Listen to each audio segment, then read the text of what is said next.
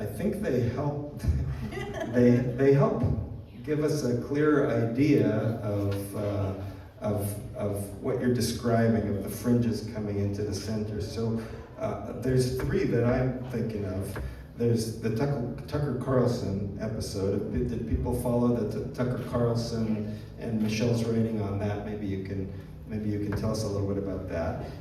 There's the guy in Florida, James Fishback. Did people catch this? James Fishback, Republican candidate in Florida. And there's what you wrote about this week, the woman in Texas. Thank you, Galindo. So could you tell us a little bit about these three, and primarily what I'm trying to understand is, what do these three cases tell us about what's happening overall with the question of anti-Semitism in America? Okay, so I don't know. I'm going to disagree with you about Tucker Carlson being a fringe figure, because he's actually, was until very recently a close confidant of the President of the United States, and has one of the most popular podcasts in the country. But so Tucker Carlson, as some of you might know, used to be a fairly establishment kind of mainstream Republican.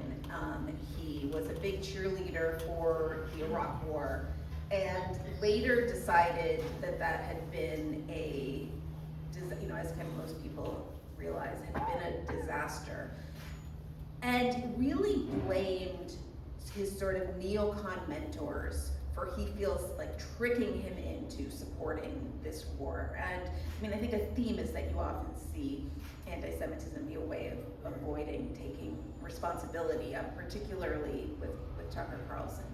And so as he has become more and more disenchanted with Donald Trump, he has had to find a way, he's been celebrating and promoting Donald Trump for a decade. He spoke at his rallies. His brother Buckley was a Trump speechwriter. And so he now has to explain, not just to himself, but to this audience that he needs to keep monetizing, kind of, he has two choices, right? He can either try to rationalize what Trump is doing, or he can try to explain what has gone wrong. And he wants to do that, I think, without totally calling into question a decade of his judgment. And so, so he's apologizing for supporting Trump, but what he's essentially apologizing for is being an unwitting tool of the Zionists, and sort of, somehow being someone who was well-meaning but has, kind of through his naivete, installed someone and helped to install, did his small part to install someone in the Oval Office who is, as he puts it, is a quote-unquote slave of Bibi Netanyahu. And what I compare this to is the stab in the back theory after World War I, right? After World War I, Germany had to explain how it had kind of humiliatingly lost this war that it had really helped to start, and rather than kind of blame German militarism or the mistakes that the German government made, the theory was that Germany had been betrayed by the Jews, and this is in some ways one of the keystones of of Nazism. So that's Tucker Carlson. And I think that the other part of what's going on with Tucker Carlson, again, goes back to this IHRA definition. Because the right has spent the last decade extremely exercised about any attempts to prescribe language about any sort of minority groups, right? Any kind of, any attempt to demand more sensitivity is seen as this, kind of abridgment of your free speech rights. And now they've kind of won on that, except when it comes to Israel, because one thing that the IHRA definition which has now been adopted by a number of institutions, by state governments, by the federal government, by universities.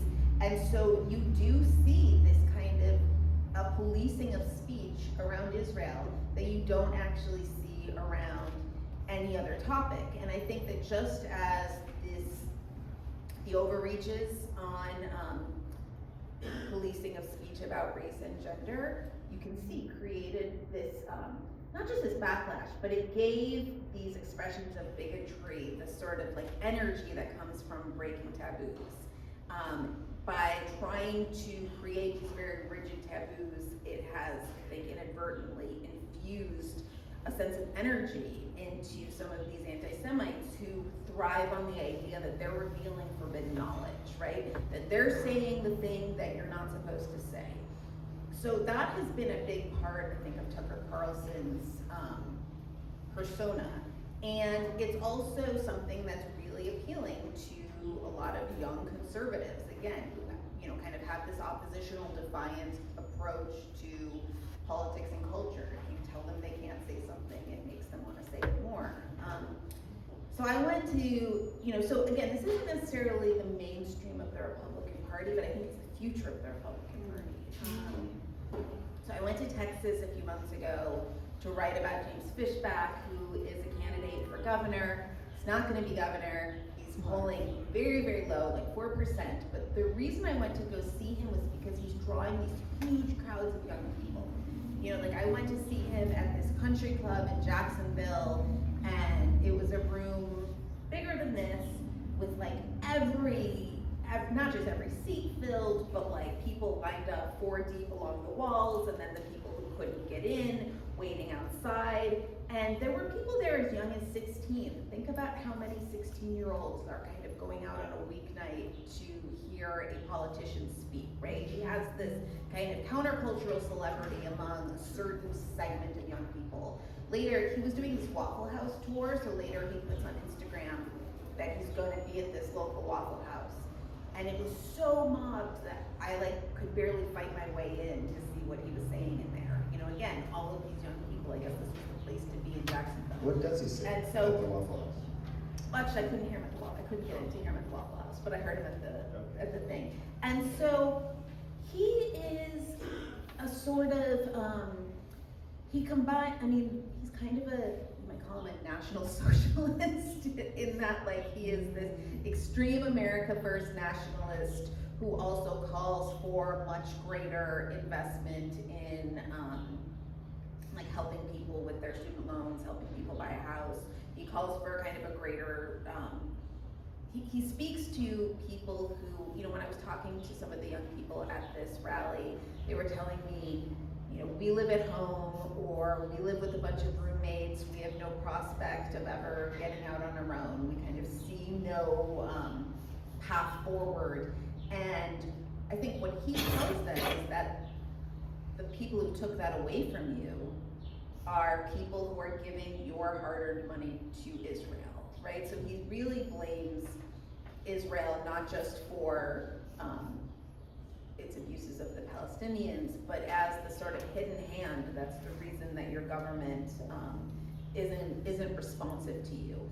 And again, what was so striking to me was just the kind of excitement that's around him among young people. And I think, you see these stories again and again where somebody will leak a college Republican group chat and it's full of just the most egregious gutter racism and Nazism and this kind of smirking, kidding but not kidding use of slurs. And when we were talking earlier, right, you pointed to that quote about Sartre, and the famous Sartre quote about anti-Semitism and its kind of the fundamental slipperiness and bad faith of it. Right. I don't know if you want to read it, but I think that it really captures this spirit that's very much alive. Yeah, here's what Sartre wrote, Jean-Paul Sartre. Never believe that anti-Semites are completely unaware of the absurdity of their replies. They know that their remarks are frivolous, open to challenge, but they are amusing themselves, for it is their adversary who is obliged to use words responsibly, since he believes in words. The anti-Semites have the right to play. They even like to play with discourse. By giving ridiculous reasons, they discredit the seriousness of their interlocutors. They delight in acting in bad faith. He goes on. Yeah, so I think, that's another way of talking about trolling, right? And that is, the kind of spirit that's very much alive. I think that what you see on the left is something different. You see, obviously, a huge amount of kind of criticism of Israel that is stigmatized as anti-Semitism. And then you see this kind of paranoia that curdles into something much closer to classical anti-Semitism. So Maureen Galindo was she was a useful figure to write about, just because, sometimes I get the question of like, how do you disentangle legitimate criticisms of Israel from illegitimate criticisms of Israel? And, I'm someone whose criticisms of Israel, like, I cannot tell you the amount of emails I get calling me an anti-Semite, a capo, a self-hating Jew,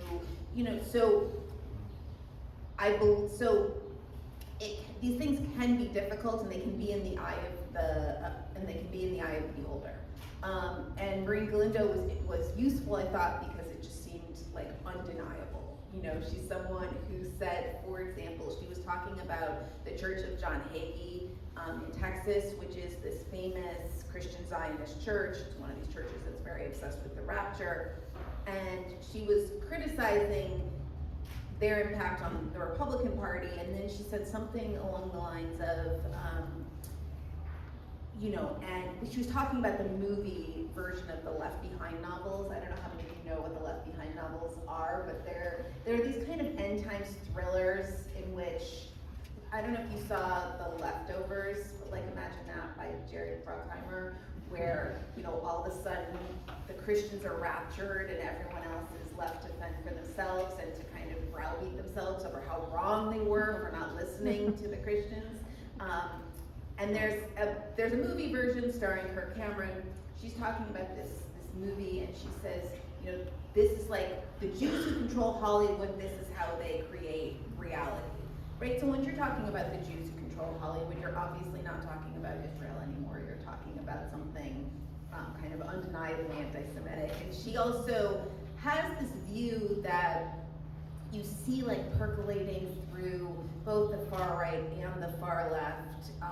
Whenever you hear the phrase "people who call themselves Jews," it usually alludes to this theory that the real descendants of the Jewish people in kind of biblical Israel have nothing to do with the people who identify as Jews today, who are actually descendants of this like Turkic people called the Khazars.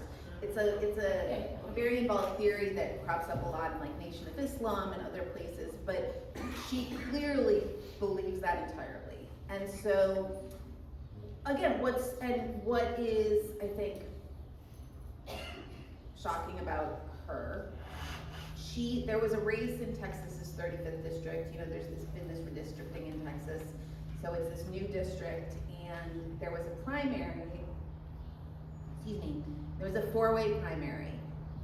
She came in first. The kind of mainstream Democratic candidate, this sheriff's deputy named Johnny Garcia, came in second. And then there was these two other candidates who came in third and fourth. And after the primary, which now turns into a runoff, the third and fourth candidate endorsed Maureen Galindo. And I think that what's happened is that on parts of the left, the idea that they've heard so many, I think, bad faith accusations of anti-Semitism that they kind of blithely dismiss all claims of anti-Semitism, or say, well, she's just a critic of Israel. Although I should say, after my column came out, one of those people who endorsed her revoked his endorsement. And so you also see in this particular district, you see the Republican Party is secret through this like kind of really shady super PAC that nobody can exactly trace where it comes from or who's behind it, but it seems to be associated with the Republican Party. It's now pouring. I mean, I think when I wrote the piece, it was maybe $40,000 or $80,000. It's now much more than that. They're buying TV ads promoting her and sending out mailers promoting her. So there's this immense cynicism of the party that kind of constantly wants to lecture the Democratic Party about promoting anti-Semitism is now actively promoting this anti-Semitic candidate to discredit the Democrats. You know, but I also wrote that even if you are kind of cognizant of the immense cynicism of the Republican Party, they didn't make people vote for her or think that she's just a sort of like ordinary progressive. Something's in the air. Okay, so after all of that, I, in a way, feel more confused.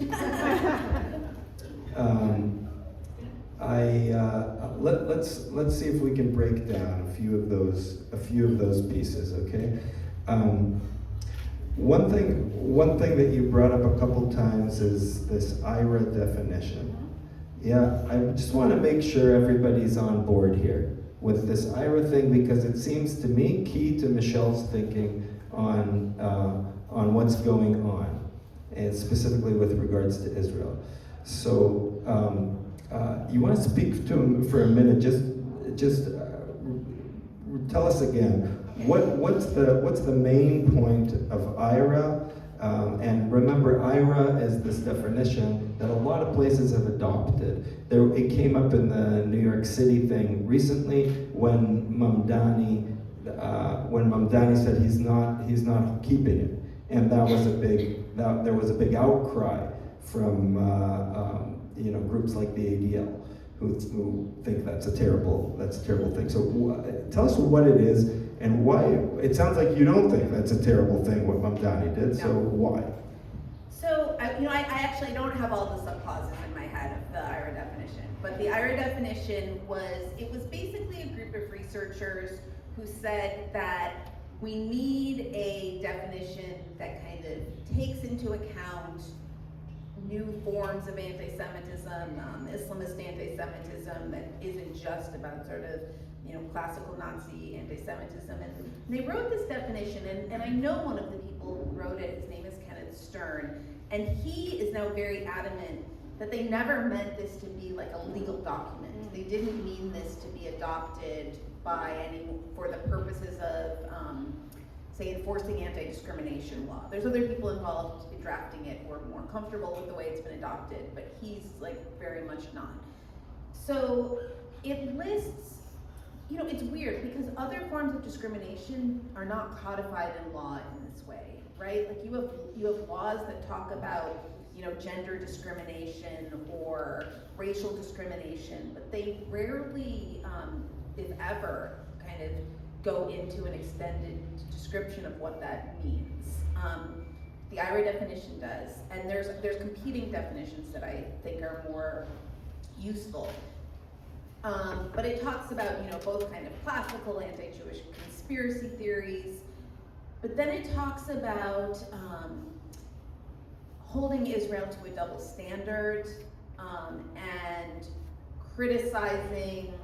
I wish I had the exact language, but it's like there are several clauses about kinds of criticism of Israel. Let me help you out here, because my dad knows a lot about this, and he's here, and he happens to be a signatory on the Jerusalem Declaration, which is the other main definition in play. Abba, you want to speak for a second about IRA and why is this so important, and why did you sign the other one? Do you want to come here, though, so people can hear?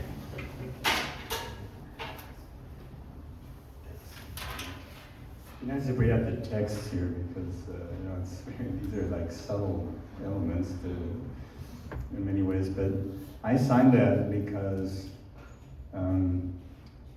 I think it's really important to draw a line between anti-Israeli, Israeli policies, let us say, what Israel is doing, criticism of Israel, and anti-Semitism is not automatically the same thing. Now, the IRA thing seems to me, I could be wrong about this, a little loose on that. Right? Yeah. Isn't that the thing? Yes. So that's why I Yes. signed it. Okay. Yeah, so it basically, again, it talks about, people who support the IRA definition will say, well, it doesn't say criticism of Israel is anti-Semitic, and it's true. You could say, like, I think Bibi is corrupt, that's not necessarily anti-Semitic, but, you know, is it anti-Semitic if somebody someone whose family was displaced during the Nakba says, well, I think it's obscene that, you know, you, Michelle Goldberg, who has no connection to Israel, has a right to, quote unquote, return there, and I don't. I would say that is not an anti-Semitic belief system. I think that might be considered anti-Semitic under the IRA definition. Similarly, you know, if you talk about a double standard, people constantly will sort of plaintively write to me and say, where were the protests when people were being murdered in Iran? Or where were the protests about the genocide in the Sudan? And you know, you could argue, I think that there should be many more protests about the genocide in the Sudan. At the same time, people tend to protest things where they feel like they have some point of leverage. You know, so yes, if our government was arming Iran, then we should protest it. But people, you know, people protest things that they feel like they can change or that they feel like they're implicated in. And so there's just a huge kind of range of ideas, some of which I agree with, some of which I don't agree with, but don't think are motivated by hatred, that are kind of verboten under the IRA definition. Right. It's related to the question of Zionism and whether anti-Zionism is or is not racist. There's a lot of people who hold the position that anti-Zionism is a racist position, and then there's a lot of people, myself included, who don't. My question to you is, because I've seen here, I actually wrote down something that you wrote this week. You wrote, Michelle says, I often write about bad faith accusations of anti-Semitism that are meant to silence criticism of Israel, particularly when it comes to the annihilation of Gaza. But just because not all anti-Zionism is anti-Semitic doesn't mean none of it is. And so, right, it doesn't mean that's true. I think that's what I meant by Michelle's communication skills. My question is, what are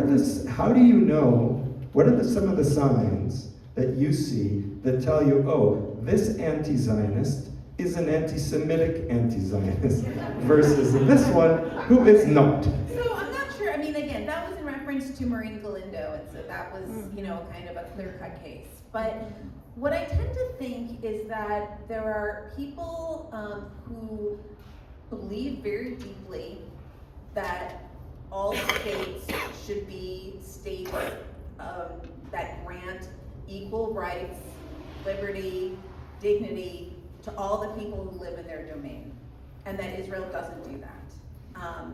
And to me, you know, right now, if you think about, there's one kind of political entity that is ultimately in charge of the land between the river and the sea.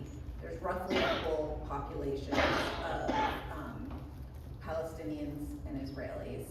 And for a long time, the way that kind of liberal Zionists could square their belief in democracy and in a Jewish state was to say, well, this situation is temporary and eventually there will be a two-state solution and that will kind of solve this conflict. But nobody really believes that there's going to be I mean, I guess I shouldn't say nobody. There are very few people who believe that there's going to be a two-state solution anymore. And so if you believe that this kind of that a future of kind of endless domination of the Palestinians living in this territory is unjust or untenable, to me that's obviously not a hateful position, and it's also a position that is entirely consistent with believing in the kind of necessity of the rights and safety and dignity of Jews in the diaspora. If you really deeply believe in pluralism and you deeply believed in coexistence, that is like a set of beliefs that can lead you to be at once quite opposed to kind of actually existing Zionism and yet kind of an ally to persecuted people in the United States. Yes. I just have, I'm gonna open it up to questions shortly,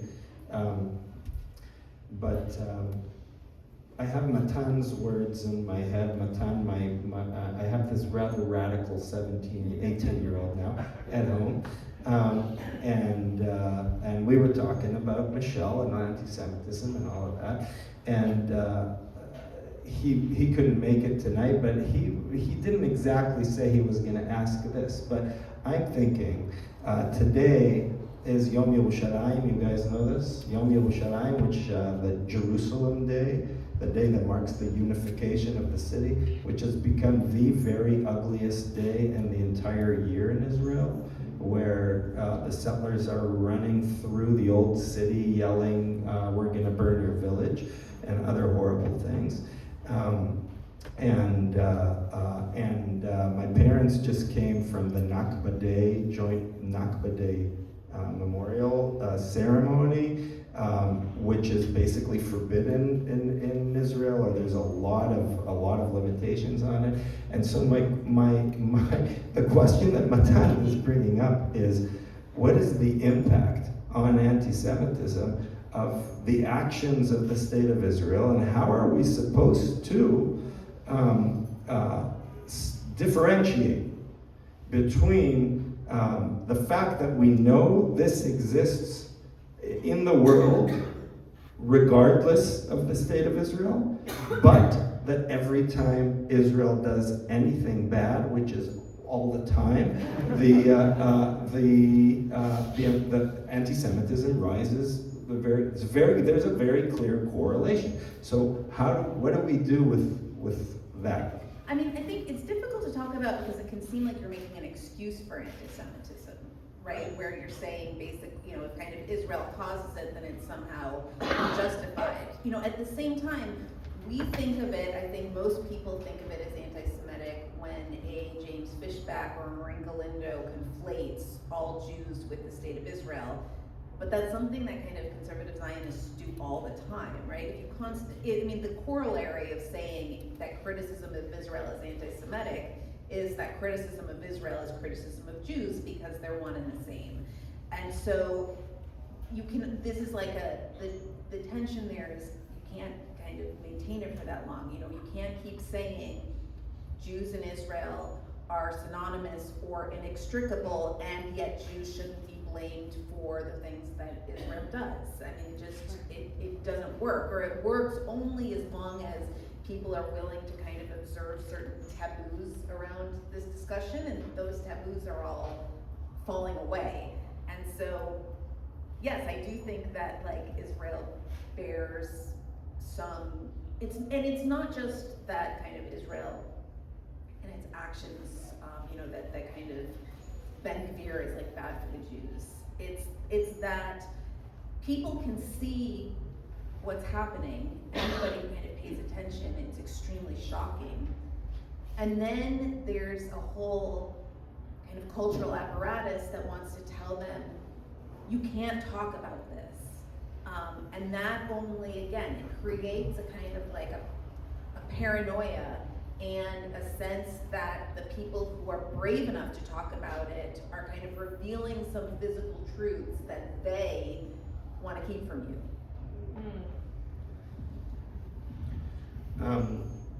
I have so much to say on this topic, but I've been holding the mic long enough, so I'm going to turn to our philosopher in residence over here, David Ponet, who can respond and maybe ask something, and then we'll open it up to people's questions.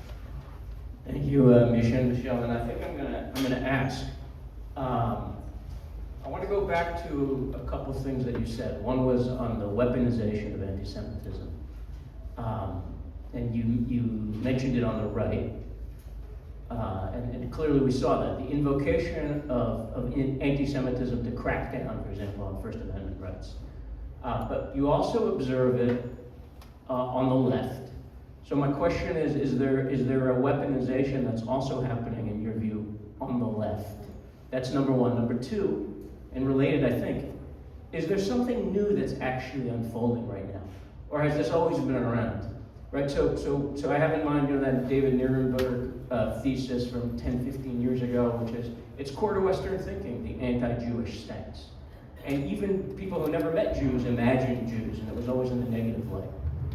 So that's kind of one. But then thinking about, I've heard you or read you invoke Arendt's Origins of Totalitarianism. It's a really interesting section on anti-Semitism. She talks about the weaponization, and it's a useful tool for the would-be or totalitarian ruler, for example. Is that something you think we're witnessing today? Or should we be more alarmed now than at other times? And why do you think, because you also said you think it's the future, at least of the Republican Party. And perhaps that means you don't think it's the future of the Democratic Party, but it has a future. Okay, so that's a lot of questions. But so basically, I think you have anti-Semitism on the left. I don't think you have weaponization of anti-Semitism on the left because, partly because, if anything, there's a sort of taboo against overly broad accusations of anti-Semitism, right? So it's hard for me to see how exactly it could be weaponized within just how the left works. In terms of whether we should be, so I want to say two things about this idea that anti-Semitism is eternal and they'll always hate us no matter what we do. There's part of that that's true. There's also part of that when it comes to Israel, it can be kind of an alibi, right? People will say, Israel's going to be hated whatever it does. Maybe a little bit, maybe by some, but actually what it actually does has some bearing on public opinion. Mm-hmm. And so, it can be sort of a way of declaiming any, sort of any discussion of what's actually happening. I don't know, I tend to think of it as a sign of social dissolution or social unrest. So it's a kind of thing that's always there to some degree, but to the extent that it rises to the surface or becomes mainstream, I think it says something about the underlying rot or fragility in society. And then the other piece is just social media. There was a time when there's always been anti-Semites on the right, but they, at least in the Republican Party, there was a lot of taboos around it, right? No kind of mainstream Republican wanted anything to do with it. And there are still taboos about it, but at the same time, you have the President of the United States that had dinner with Nick Fuentes and kind of was very close to Tucker Carlson when he became a full-blown anti-Semite, broke with him when he became a critic of Donald Trump. And so all of the, the kind of the structure of our politics in the last decade has just been this consistent eroding of gatekeepers and standards and taboos. And so one of the things that kind of comes roaring up is anti-Semitism. And then the last thing I would say is that the writer John Gantz has this idea of anti-Semitism as being very important for kind of coalition management. It's something that can, if you look back, it kind of brings together the Russian peasants and the Russian nobility. Now it's something that kind of can allow a figure like a Tucker Carlson, who is, the absolute epitome of preppy WASP privilege, to create some kind of emotional bond with blue collar, lower middle class conservatives. And so I think that, again, when at a time when the political coalition on the right is like changing and uncertain, it plays that specific role. Thank you. I'm gonna open it up. Adeline's got a question. Adeline's gonna kick us off. Yeah. Sorry.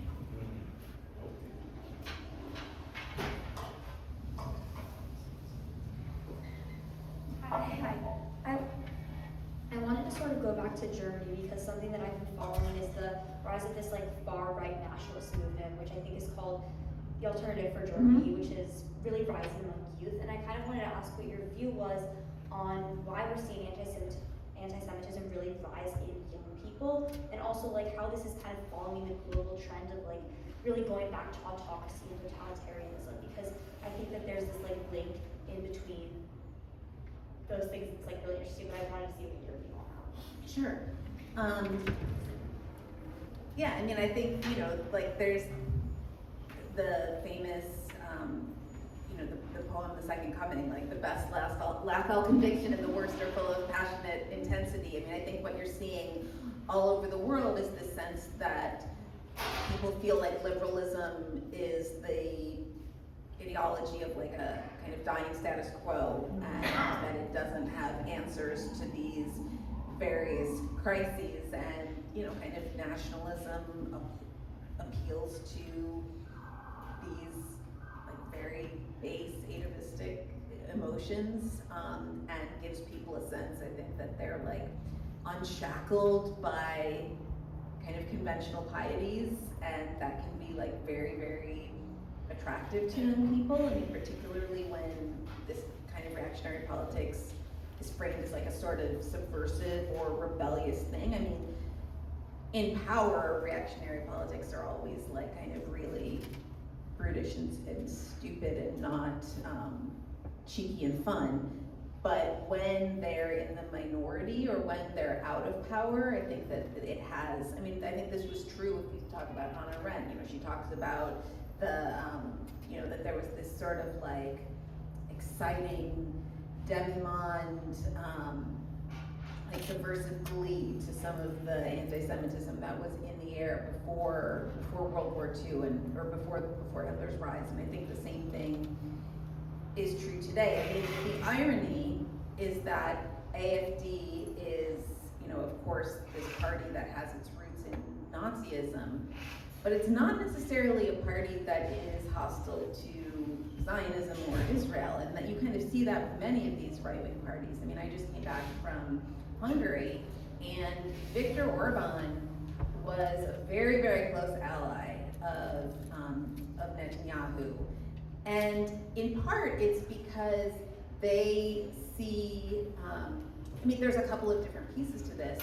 One is that the kind of nationalist language that that conservative Israelis use is like very congenial to nationalists in other countries. Like, why should minorities have the same rights? You know, this is our nation. This should be, it should embody the kind of national destiny of the majority. And why should we allow demographic change or demographic threats, right? There's a reason, this guy named Yoram Hazony, who was like I think he was a speechwriter for Netanyahu.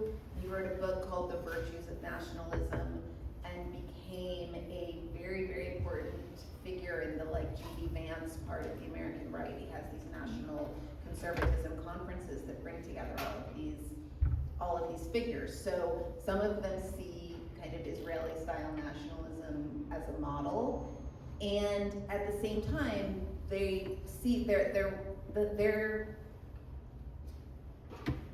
they see the kind of threat to their nation as Muslim migrants, and so they kind of can happily ally themselves with a country that they feel like is on like the front line of the war against radical Islam.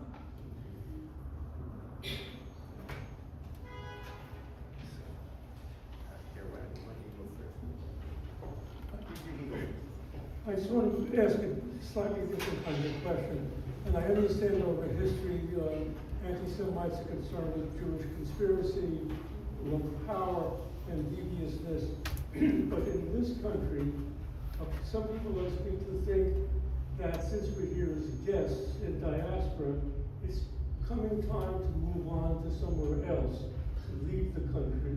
And a Palestinian argument I've heard is, well, these are Ashkenazis who come, they should go back and argue with Europeans because they're guests in our land, in Palestinian land. And so I just wonder if in your conversations or whatever you pick up, if there's some concern for your guests wherever you are, and it's time now to pack up and move on. Well, I'm not sure if you mean guests in Israel or guests in the United States. Both places, but especially here. I don't know. I mean, I would say to me that is an the idea that Jews are guests here as opposed to Americans like any others is to me like a deeply anti-Semitic idea. And so I hear sometimes a level of panic, and I think the fear is real among Jews who do believe that anti-Semitism and anti-Zionism are the same thing, and they see that Israel is kind of losing support across the American political spectrum, and they feel a sense, like a deep sense of alarm. I got an email the other day from this person, this guy who was basically trying to say, like, you know, why don't you see how bad things are? And he was telling me about his son, who is a student at NYU and wears the Star of David, and he was in, I think, Grand Central, and there was a pro-Palestinian demonstration, and there was people who were wearing keffiyehs and chanting against Israel, and he was so terrified, and he, you know, used his coat to cover his necklace, and he called his father, and he was like breathless with fear, and his father says, and it was just like my grandparents in Kristallnacht. And I just thought, you know, I'm really sorry that your son was afraid, but you just told me a story in which nothing happened to him. Like, and yet your mind immediately goes to, we are on the verge of, right, we're on the verge of being, of kind of pogroms. And I don't want to, there has been like anti-Semitic violence by supporters of the Palestinian cause, absolutely. But I also think that this sense that people can only be fierce critics of Israel because they hate Jews. What's that? Which is like, you know, which is also, I think, a way of not facing what Israel is. What is it?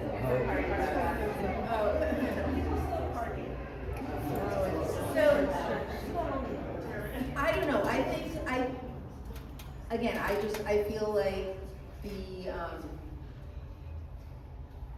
Jews in America are, I mean, Jews have been very integrated in places before and have had to flee, obviously, right? I mean, but at the same time, I just think that if you look at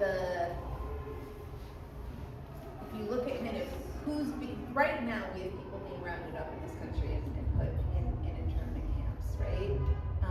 And it's not us. And so I just think that it can be a little bit overwrought, I think, to think that we are on the verge of like mass pogroms in this country. That's reassuring to hear you say that.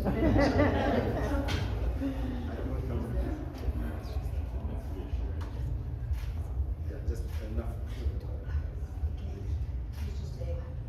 I guess I just wanted to talk, just to ask you for a second about the whole situation online where you have MAGA, who has lost incredible amount of prestige, they've lost a lot of votes, and what they're moving into is almost like the Father Coughlin World War II stage, where they're going to get their, you know, their mojo, their power back, because everyone believes that Netanyahu and the Jews are what have brought this war on, and that they are on the right side of it. And it seems to me the real danger is creating a group out of this group, again, somewhat like Coughlin during World War II, you have a whole series of propaganda that can fall into place. And I think that that's going to be the hardest thing to combat, because these people are fairly desperate to recover their power. No, I think that that's exactly right. I mean, and I think that goes back to this idea of like the stab in the back myth. You know, and look, it's not anti-Semitic to say that Israel kind of cajoled and manipulated a president who's easy to manipulate into a catastrophic war that America can't win. And the people who helped so I think that it was an act of like profound irresponsible. I mean, irresponsible is too mild of a word to talk about the situation that Bibi has put Jews around the world in with this war. At the same time, you know, this is something that, you know, Donald Trump didn't need to be. Donald Trump certainly wasn't blackmailed into this war, right? Like, I think it has much more to do with his own ego and his own sense after Venezuela, especially, that he could like remake the world to his liking and be remembered as the president who rid the world of all of America's enemies. But now it's gone horribly wrong. Nobody wants to defend it. And at the same time, they don't want to admit that their own president is this like kind of foolish, bumbling, ignorant man. So they need another explanation. And, you know, kind of the stab in the back myth is that explanation. And so, yeah, I think that that's going to become like really ingrained in the next generation of the right. I'm gonna go here because the mic is closer, and if you want to come up. I'll talk now. Oh, okay, go ahead. We'll get through. Michelle, you used the phrase that some people are overwrought, which may be true. But I think we need to look for a second at the conditions that have led to this anti-Semitism, and because the economic conditions that I think have led to very fertile soil in which anti-Semitism can flourish are only moving in the direction where things will get worse. The situation in the Middle East now is, you know, between Gaza and Iran is also moving in a direction where the soil for anti-Semitism becomes richer. So I guess my question is, what is to be done? So when I say overwrought, I just mean like when people, I mean, look, I sometimes also think that people have to that there will come a time when people have to leave this country, but it's more because I'm afraid of fascism than that I'm afraid of, right, exactly. And so, yeah, I think that I would, we'll have to flee this country as a liberal before I have to flee it as a Jew, I guess is what I'm saying. But I agree with you that I think things are going to get worse. And this, I mean, there's the famous line that anti-Semitism is the socialism of fools, right? That it kind of gives a conspiratorial explanation for real material relations. And I mean, so this kind of sounds banal, but I do think that the only alternative to that is like an actual kind of commitment to multiracial social democracy. Even if that sounds airy, I just don't see anything else. And and that is actually why I see somebody like Zoran Mamdani panics a lot of Jews, but I see him as part of the answer.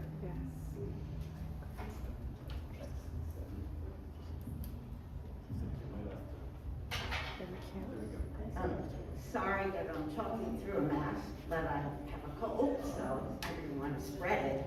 But I wondered if you would talk to all the splits on the left, because that's something that concerns me in New York, where we feel many more divides, and I feel that will tear the Democratic Party apart. And certainly if that does, we'll lose. And I think that's, as someone who's very much anti-Trump and also anti-Netanyahu, it concerns me about the anti-Semitism on the left. Because it is there, Mhm. and maybe you speak to that. Sure. So the way, I mean, yes, obviously this is, kind of tearing apart, it's not just coming up in like elections, but you also see it in all kinds of groups. You hear about it on college campuses. And the way I tend to think about it is that bear with me for a second, I tend to see almost an analogy to Sharia law in the following ways. That I don't think it is Islamophobic to say, I reject the imposition of Sharia law, I reject the imposition of religious law, I don't think that we should have, I think it should carry no weight. It is Islamophobic to say, to demand that Muslims in public life disavow Sharia law as a condition of entry. This kind of happens in Congress all the time when Muslim appointees are up for confirmation. And I see something similar with Zionism, right? In that I don't think it's anti-Semitic to say that you don't believe that, I don't think it's anti-Semitic to say that you believe that the land between the river and the sea should be a state for all of its people, and that everyone should have equal rights. I do think, where I think the really dangerous thing on the left is when people sort of demand of Jews a disavowal of Zionism as a condition for entry. And yes, I think, and I hope that people of good faith, look, there's people who are not working in good faith and are sort of not going to abandon that, but to me, that is the essential distinction that needs to be made. I'm not sure I understood.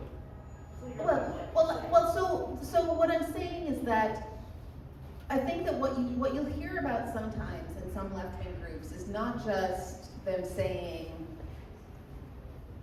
that kind of it's not just them saying we're not Zionist, right? It's not just them saying that we believe in like a one-state solution, or we believe in, or we're sort of opposed to various policies of the Israeli government, but that they'll say no Zionists allowed, or they will use the word Zionist as a sort of epithet. And I think that you can simultaneously say that kind of, again, anti-Zionism is a legitimate political stance, and the use of Zion, and the kind of demand that Jews as a condition to be part of groups, or to be kind of considered like progressive, or to be considered, legitimate political actors, that there should be this litmus test, that they disavow this belief that, actually, that still most American Jews hold. It's been demanded of me to be outward as an anti-Zionist, and even if I say I'm not a Zionist, I can say all kinds of things. It's not, in certain places, it's not enough unless I openly take the position of I'm anti-Zionist. It's a real problem. Right, it's a thing. Yeah. Okay. Given the time's importance in national discourse, I wonder what you felt of the Christoph op-ed, and whether that's indicative of some institutional anti-Semitism at the Times. So I told Misha before I got here that I'm not going to talk about things that go on inside the Times. I guess the first thing I would say is that no, I do not believe that there's institutional anti-Semitism at the New York Times, which is a newspaper owned by the Jewish Sulzberger family, and a newspaper with an executive Jewish editor. And it's funny because we've had protests. There was a protest, I guess, yesterday at the New York Times, so we get emails, if you're coming in, just be warned, there's going to be this protest. When I get those emails, I always assume, or my knee-jerk assumption is, oh, it's going to be another pro-Palestinian protest, because that's who mostly protests at the Times, who think that we are whitewashing Israeli atrocities. And so it's always funny that when I'm in other rooms where people kind of consider the Times shot through with anti-Semitism, Again, I'm not gonna talk about the specifics of that column. I will say that I've heard a lot of like things about the way the Times works that I just know isn't true. People have said, well, you know, many people have accused the Times of trying to preempt another report about atrocities committed on October 7th, which is just, I mean, it not only I think is it paranoid, but it's just structurally impossible. Like the opinion section and the news section are independent of each other. They don't coordinate. There's not a single person atop both that kind of knows what both sides are doing. So it kind of wouldn't be possible. And when somebody says, well, if this is true, why isn't it an opinion section instead of news, and aren't there different standards?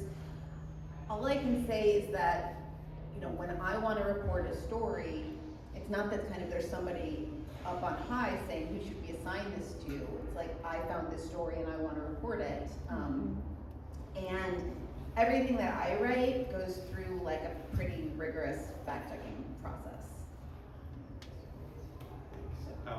We're gonna take one, maybe two more questions, and then we're gonna hang out and everybody can hoard Michelle and ask her questions. Michelle, to what extent are you optimistic or pessimistic about a decline in anti-Zionism with the departure of the Netanyahu government and his cabinet? I mean, I think that would make things better, although I don't know that that would be enough, right? I mean, I feel like the cancer here is the occupation, and the occupation is unjustifiable. And I think for a long time, a lot of people treated it as something that could be sort of hived off, that you could, you know, be like, yes, of course I'm against the occupation, but treat it as something like sort of tangential. And there's just like a generation of people that can't do that. And so as long as that goes on, I think that Israel is going to be a subject, is going to be the object of like public opprobrium. And I also just think, you know, you're seeing among young people in both parties, there is increasingly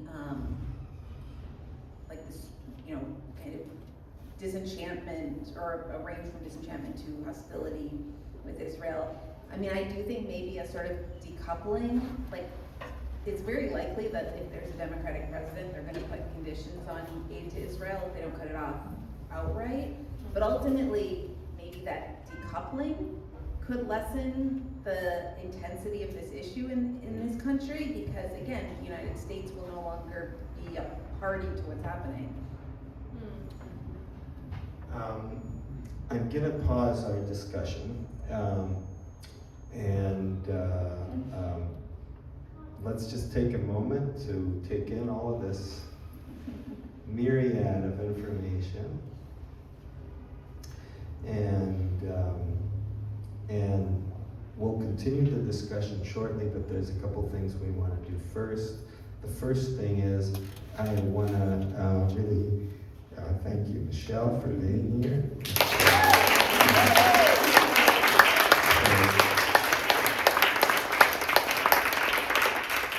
I feel so, it's so fun having a friend here to sit here. We share a porch, basically.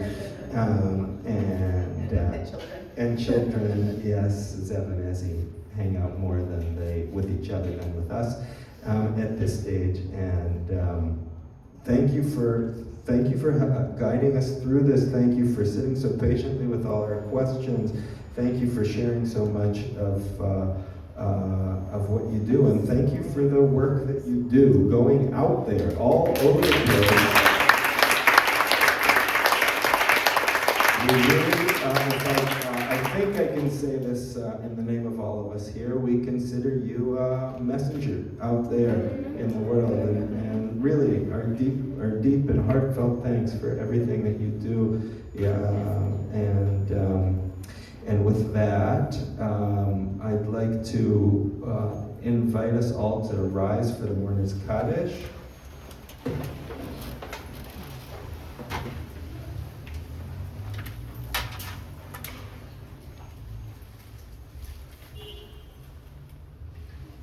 gonna pass my gaze around the room, and when my eyes hit your general direction, I invite you to speak the names of anybody who you're thinking of, anybody who passed within the last year or so, or during this time of year, earlier than 1 year ago.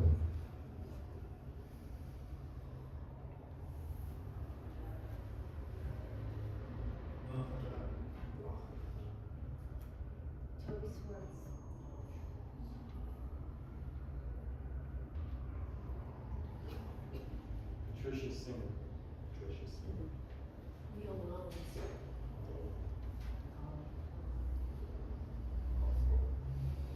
Sydney Robbins.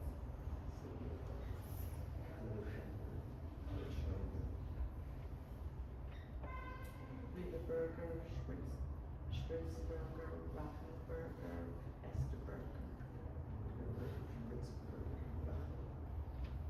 Harry Goodman. Mary Joseph. Toby Helen. Jack Hess. Jack Bess. Monroe Price. Monroe Price. Rabbi Bert Siegel. And if you remember the words, please speak them with me. Yitgadah ve'yitgadah shemei Rabba be'alma yifrach chilutei ve'yamlich malchutei b'chayechon u'b'yomeichon u'b'chayei v'chol beit Yisrael ba'agala u'b'zman kariv ve'imru Amen. Yehei Shnei Rabba Mevorach Le'olam U'Romei Almaya Yitbarach Ve'yishtabach Ve'yitparach Ve'yitromam Ve'yitnaseh Ve'yithadar Ve'yit'aleh Ve'yithalal Shemei Kedusha B'richu Le'ela min kol birchata v'shirata tushbechata v'nechemata da'amiran be'alma ve'imru Amen. יהי שלמה רבה מן שמיה וחיים עלינו ועל כל ישראל ואמרו אמן. עושה שלום במרומיו הוא יעשה שלום עלינו ועל כל ישראל ועל כל יושבי תבל ואמרו אמן. Please grab a seat.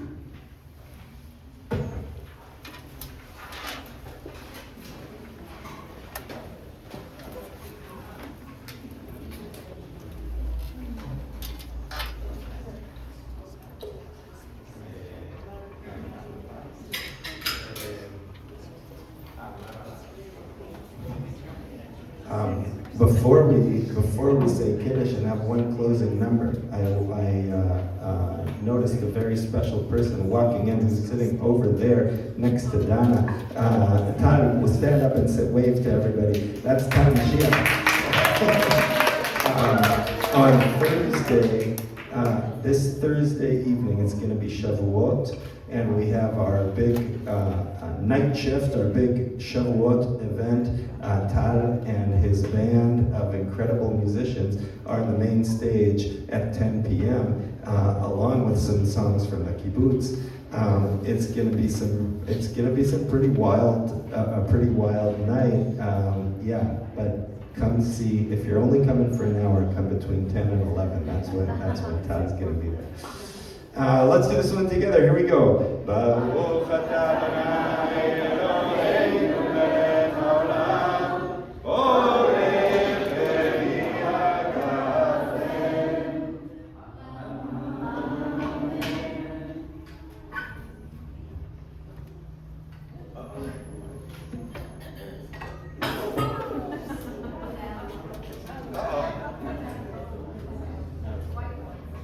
That's why we serve white.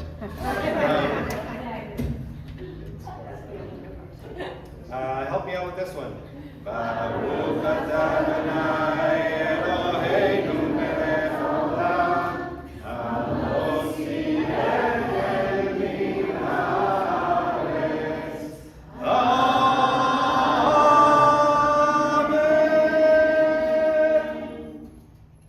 We're still Jews, guys. We're gonna still be Jewing. We're gonna Jew our way through these collars, and we're not giving it up. We're still at it, more and more.